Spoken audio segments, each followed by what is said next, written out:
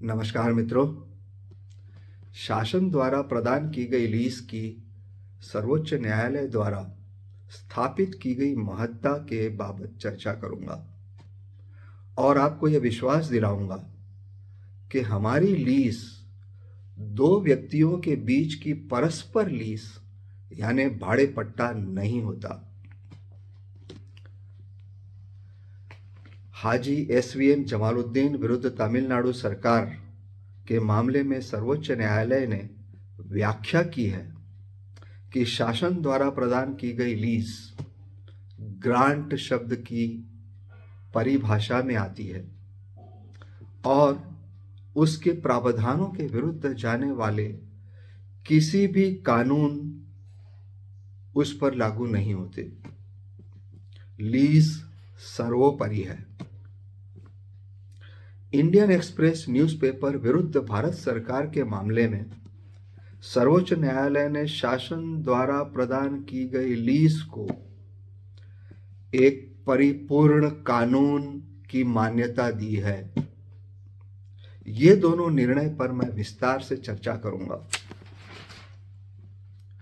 हाजी जमालुद्दीन ने तमिलनाडु सरकार से 4 जिलों के समुद्री तट 3 वर्षों की मुद्दत के लिए लीज पर मछली और शंख एकत्रित करने के लिए प्राप्त किए।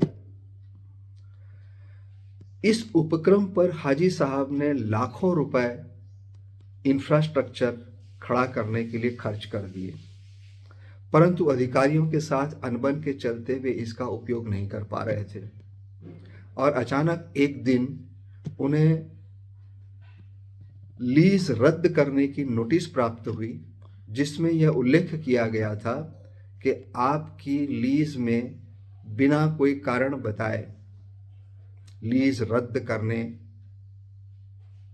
का अधिकार प्राप्त है।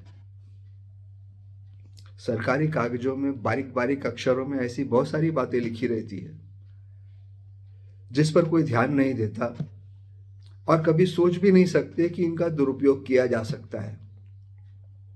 मामला सर्वोच्च न्यायालय पहुंचा, जहां कई कानूनी प्रावधानों पर चर्चा हुई होगी। इस बात पर मॉरली भी चर्चा हुई होगी कि भाई नेचुरल जस्टिस के आधार पर आप कैसे किसी की लीज इस तरह बिना कारण बताए रद्द कर सकते हैं। हाजी साहब ने जो लाखों रुपए खर्च कर डाले उसका क्या? बात अंततः ग्रांट शब्द पर आकर अटकी। हाजी साहब की लीज एक ग्रांट है और उसके प्रावधान सर्वोपरि है।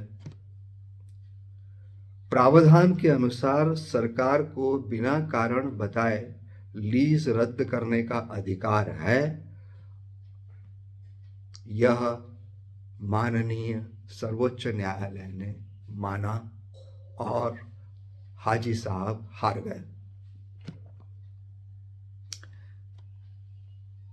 इंडियन एक्सप्रेस न्यूज़पेपर से संबंधित मामला मैं आपको अन्य प्रकरण में बताता हूं।